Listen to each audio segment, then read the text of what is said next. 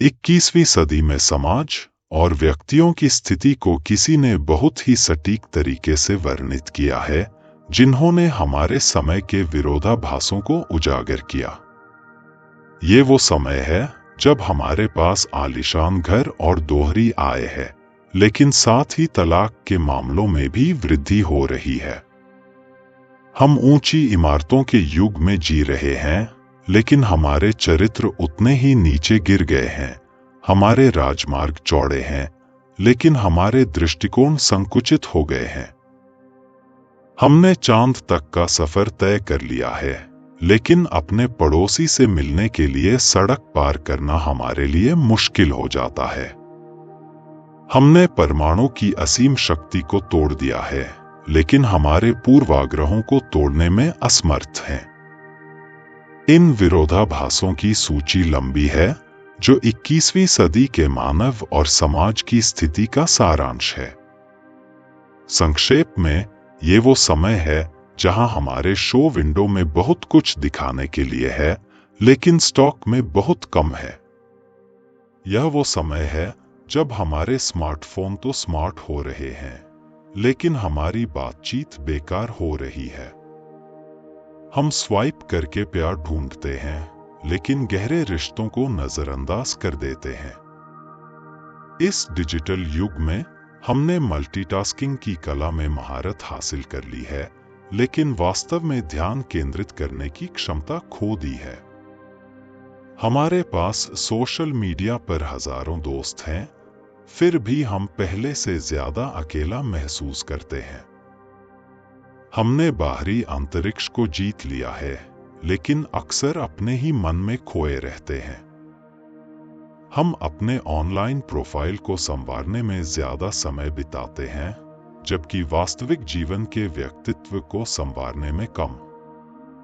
हमारे पास तेज इंटरनेट है, लेकिन धैर्य कम है। हमने बड़े घर बनाए हैं, लेकिन परिवार छोटे हो गए हैं। हम त्वरित संतुष्टि के युग में जी रहे हैं, फिर भी दीर्घकालिक खुशी और अधिक दुर्लभ हो गई है। हमारे पास अधिक डिग्रियां हैं, लेकिन सामान्य ज्ञान कम है। अधिक ज्ञान है, लेकिन बुद्धिमत्ता कम है। इन सभी प्रगति के बावजूद यह स्पष्ट है कि भौतिक संपत्ति और तकनीकी उन्नति ने जरूरी नहीं कि अधिक खुशी या संतोष दिया हो। हम नवीनतम गैजेट्स खरीदते हैं, फिर भी हम वास्तविक मानवीय संपर्क की लालसा रखते हैं।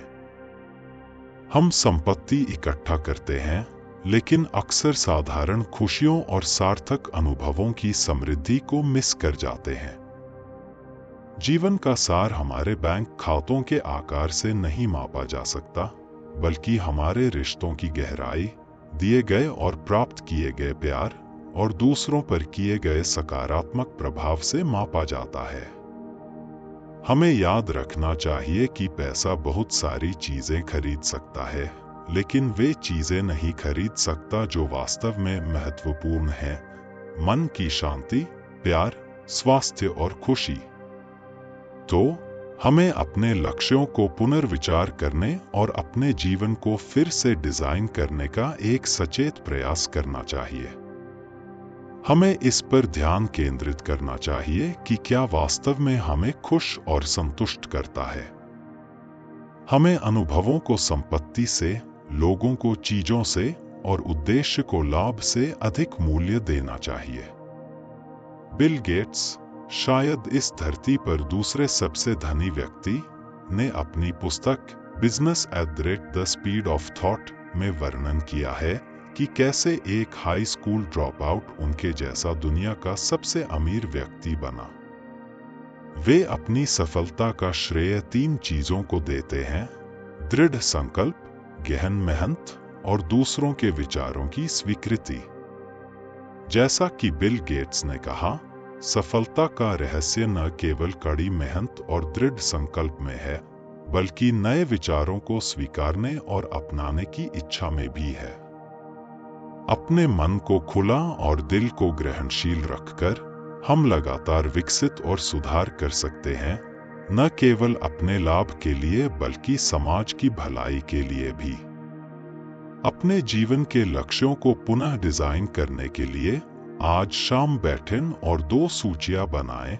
सूची नंबर 1 में वो चीजें होनी चाहिए जो पैसे से खरीदी जा सकती हैं और आपको खुश कर सकती हैं।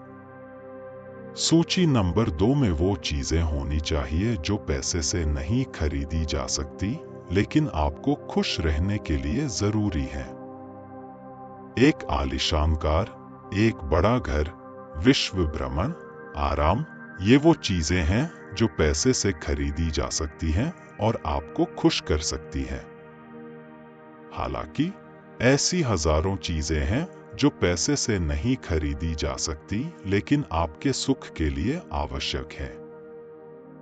पैसे से आप सबसे अच्छे घर खरीद सकते हैं लेकिन एक घर नहीं। यह ब्रांडेड कपड़े और गहने खरीद सकता है लेकिन सुंदरता और आकर्षण नहीं। यह सबसे अच्छी स्वास्थ्य सेवाएं खरीद सकता है लेकिन अच्छा स्वास्थ्य नहीं। अन्यथा आदित्य बिड़ला समूह के अध्यक्ष 51 साल की उम्र में कैंसर से क्यों गुजर जाते? पैसे से अच्छी स्वास्थ्य सेवाएं खरीदी जा सकती हैं लेकिन स्वास्थ्य नहीं। पैसे से अच्छा भोजन खरीदा जा सकता है लेकिन पाचन नहीं। पैसे से अच्छे बिस्तर खरीदे जा सकते हैं। माइकल जैक्सन $94,000 के बिस्तर पर सोते थे, फिर भी 10 नींद की गोलियां लेने के बाद भी 2 घंटे नहीं सो सके। तो पैसे से कई चीजें खरीदी जा सकती हैं जो आपको खुश कर सकती हैं, लेकिन वे चीजें नहीं जो वास्तव में आपको खुश करती हैं।